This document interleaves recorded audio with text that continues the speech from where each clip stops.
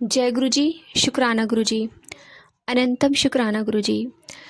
संगत जी, आज मैंने एक आंटी का सत्संग सुना और उन्होंने अपने सत्संग में बताया कि वो ना बताती हैं कि उनके बेटे के दिल में छेद था और डॉक्टर ने बहुत कम चांस बताया था ठीक होने का।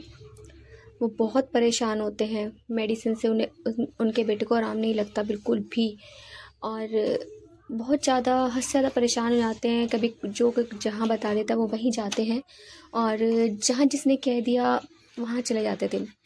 कई डॉक्टर्स चेंज कर चुके थे, हर कोई डॉक्टर यही कहता था कि इनका ऑपरेशन होगा और दिल का ऑपरेशन बच्चे के लिए बहुत ही मतलब एक होता है ना, बहुत कठिनाई वाला होता है कि जिससे बच्चों को कोई प्रॉब्लम ना हो। लेकिन माँ बाप को तो ये रहता है ना कि बच्चा ठीक हो जाए, बट डॉक्टरों का कहना था कि ये बहुत कम चांस है, आपको कराना पड़ेगा। और उसमें भी मतलब फुल्ली नहीं है कि मतलब हो पाएगा या नहीं हो पाएगा। ऑपरेशन हम कर देंगे बट चांस नहीं है। तो माँ बाप हैं, घबरा जाते हैं। और उसके बाद उनके हस्बैंड ऑफिस में जहाँ काम करते थे तो वहाँ पे उनके एक फ्रेंड की पोस्टिंग हुई थी। तो आपस में बात करते करते वो अपने फ्रेंड से डिस्कस करते हैं कि ऐसे मेरे बेटे की तबीयत ख़राब है, उसके दिल में छेद है और हम बहुत सारे 2-3 डॉक्टर चेंज कर चुके हैं, मगर हर कोई डॉक्टर उनके बारे में यही बोलता है कि बहुत कम चांस है, ऑपरेशन कराना ही पड़ेगा। और मतलब क्लियरली डॉक्टर कुछ बोल नहीं रहे हैं। तो वो अंकल बोलते हैं कि तुम ना एक काम करो, छतरपुर में बड़े मंदिर है और वहाँ पे गुरुजी विराजमान होते हैं और वो गुरुजी एक पूर्ण गुरु हैं। तुम वहाँ जाकर देखो, वहाँ पे जो काम नहीं बनते वो वहाँ काम बनते हैं, क्या पता तुम्हारा बच्चा ठीक हो जाए। तो वो ये बात अपने घर आकर अपनी वाइफ से डिस्कस करते हैं। उनकी वाइफ कहती है कि चलो यहाँ भी देख लेते हैं, बहुत सारी जगह हम जाके देख चुके हैं और कहीं से कुछ आराम नहीं मिला, तो एक बार इनको भी देख लेते हैं।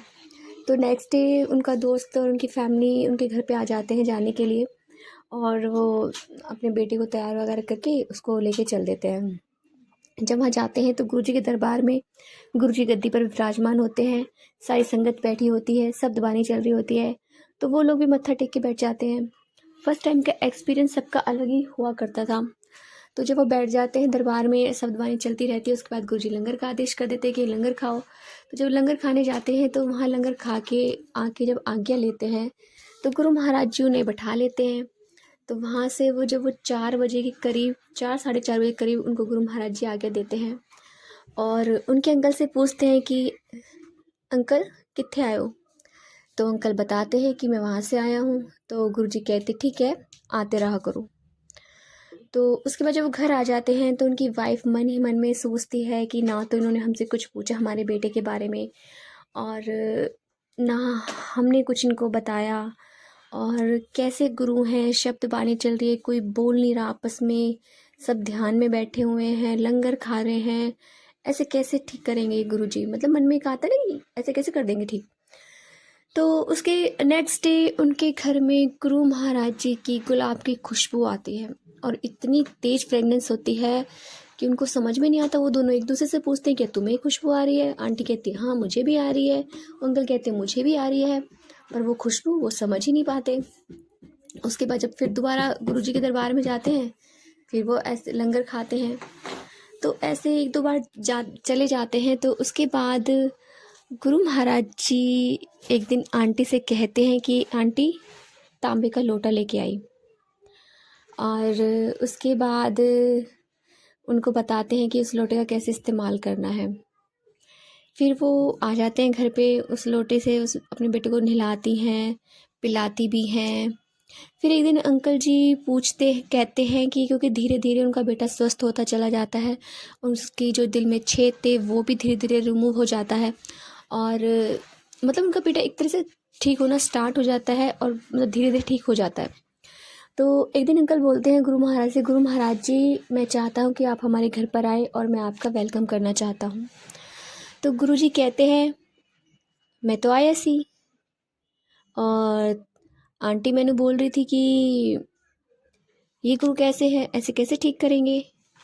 तो आंटी को समझ ही नहीं आता कि गुरुजी को कैसे पता, ये तो मेरे मन की बात थी। तो वो आपस में कहते कि तुमने कुछ बताया? कहते नहीं। तो कहते तुमने कुछ बताया? नहीं, पर गुरुजी को कैसे पता चला? तो संगत जी गुरुजी तो जाने जहान है। तो वो अपने दोस्त से पूछते हैं, तो उनका दोस्त कहता है कि मैंने तुम्हें बताया था ना, गुरुजी जाने जहान है, उन्हें सब पता होता है, अपनी हर संगत के बारे में उन्हें अगला पिछला सब पता होता है। तो संगत जी इस तरह से गुरु महाराज जी उनके बेटे को ब्लेस करते हैं, उनकी फैमिली को ब्लेस करते हैं, और उनकी आने वाली हर परेशानी को गुरु महाराज जी धीरे धीरे ख़त्म कर देते हैं। तो संगत जी सच में कभी कभी ऐसा होता है हम गुरु महाराज जी से कुछ मांगे या ना मांगे, मगर गुरु महाराज जी को पता होता है कि हमें कौन से टाइम पे अपने बच्चे को ब्लेसिंग देनी है।